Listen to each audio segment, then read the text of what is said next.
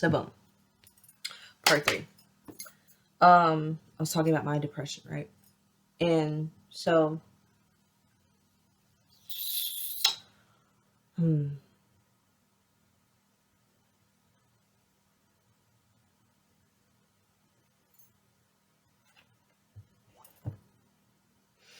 my depression experience was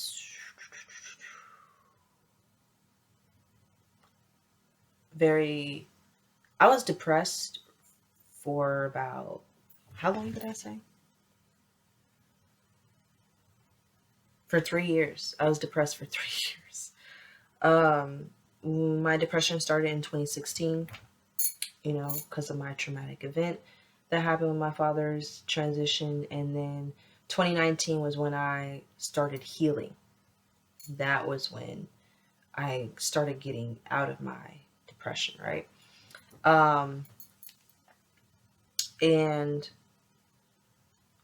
But let me speak on like my depression, right? My experience with being depressed was for me long, but I didn't recognize it until after I had left a situation.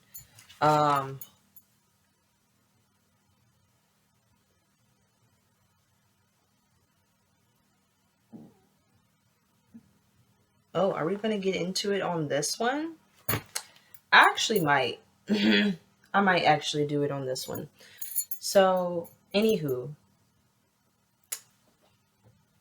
we got this. We got this. So, my experience was, to me, long, but I also didn't know what was going on, because I was already so used to not being present in my life.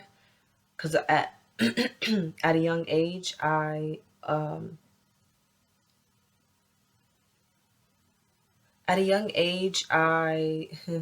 made a decision that I didn't like my life like that, which we will get into as well. And I'm not saying that like my life was so like horrible, but like the things that I've gone through, and because at a young age, I was spiritually gifted at a young age, and I didn't even know, and nor did anybody tell me how to deal with my spiritual gifts. So like I pushed them hoes to the side, like I pushed a lot of things like down and away from me. I neglected and abandoned.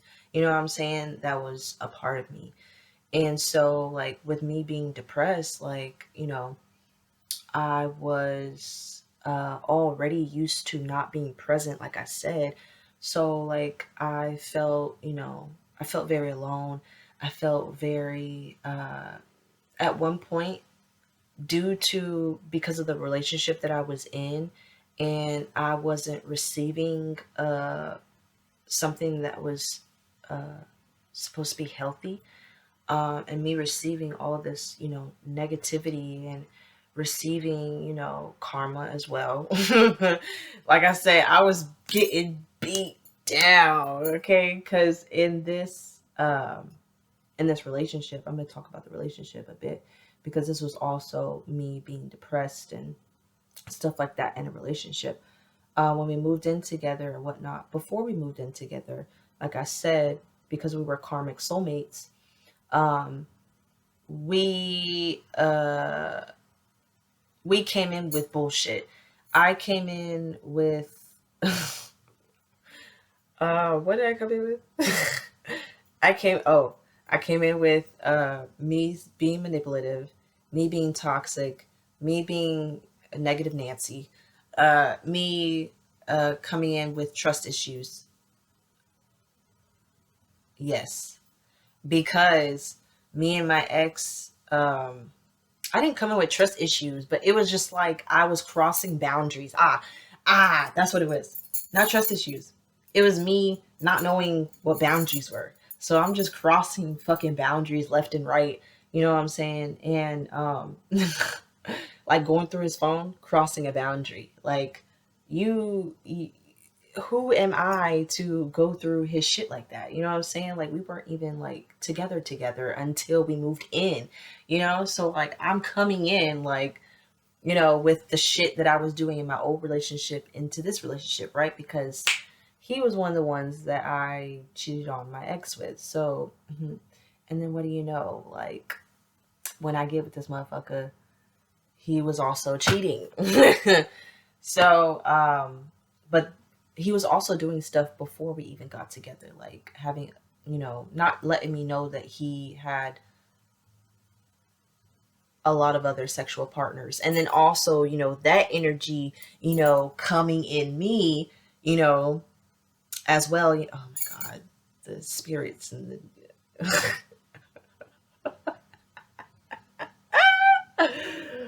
This is why I went a little cocoa for Cocoa Puffs, because like,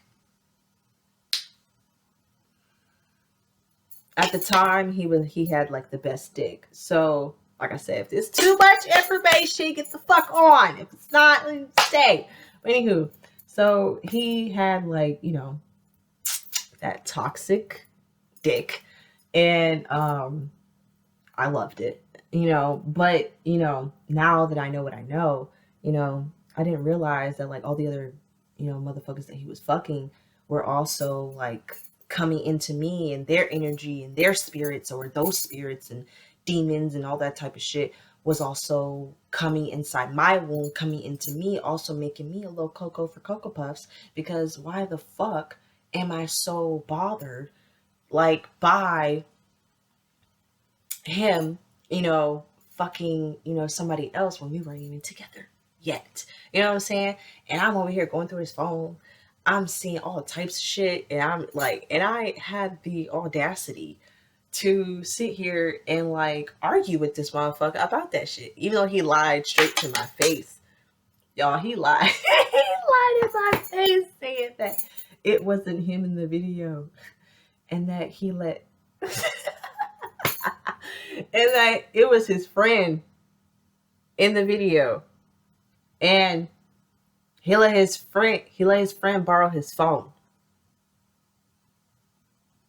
which makes no fucking sense. Because why the fuck would you still have your friends, you know, no face, no case, but like, you know, you got hitting it from the back, you know, as a video, and you expect me to not, like, I already know what the dick looked like. So like, you can't sit here and tell me that this isn't you, nigga.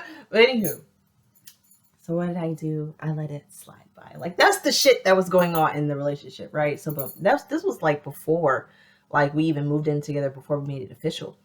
And in all actuality, like, I don't even remember making it official either.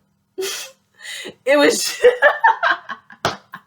it was just like, it was just so like, we just came together.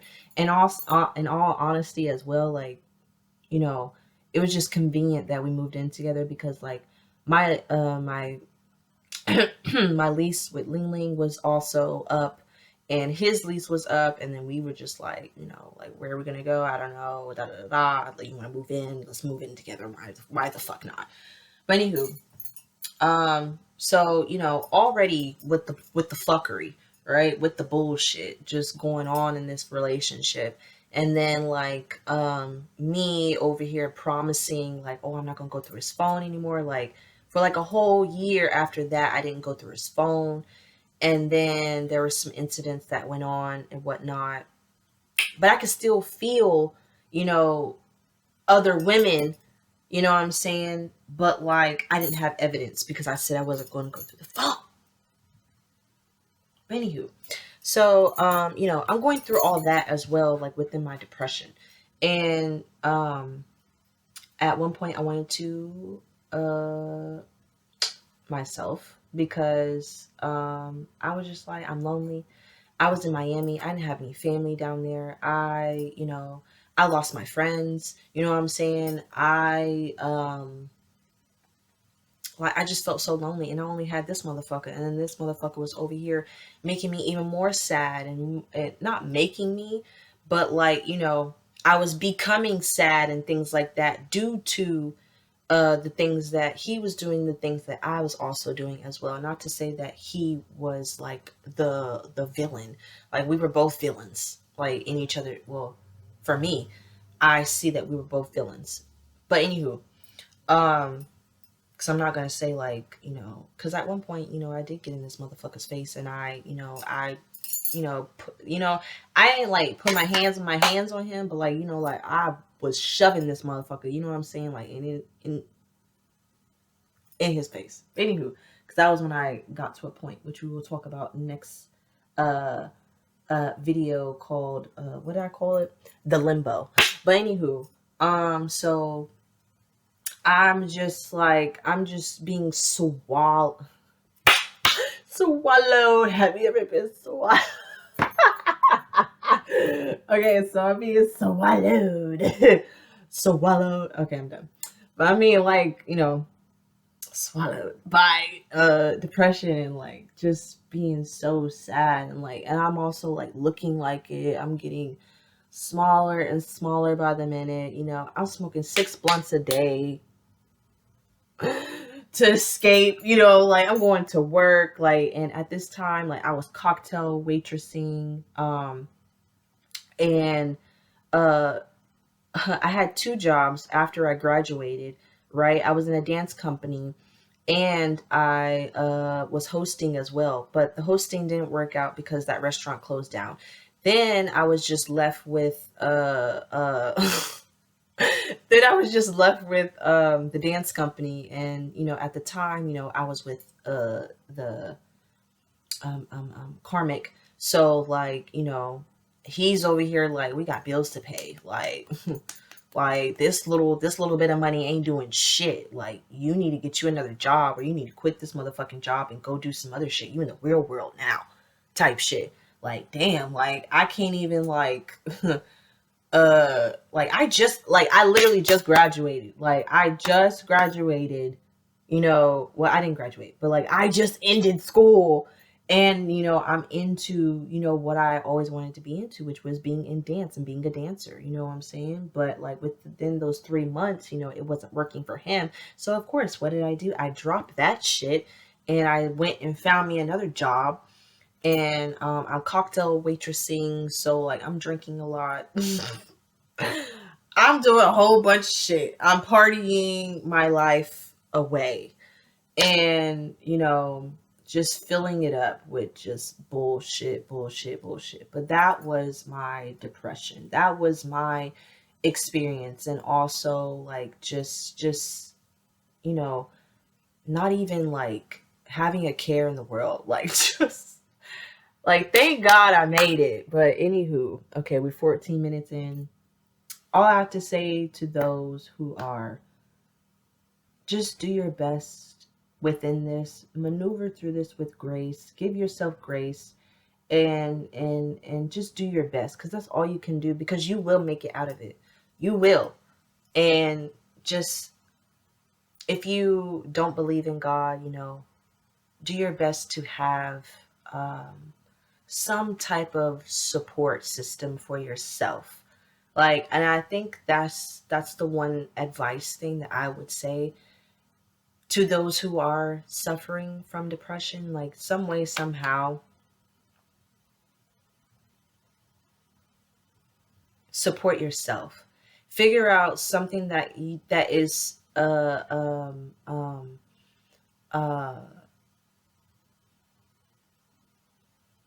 I can't think of the word, but some way, somehow, that's going to be helpful for you in the long run. If you need to journal, just journal that shit out, and I swear to God, like, that'll probably be some type of support for you.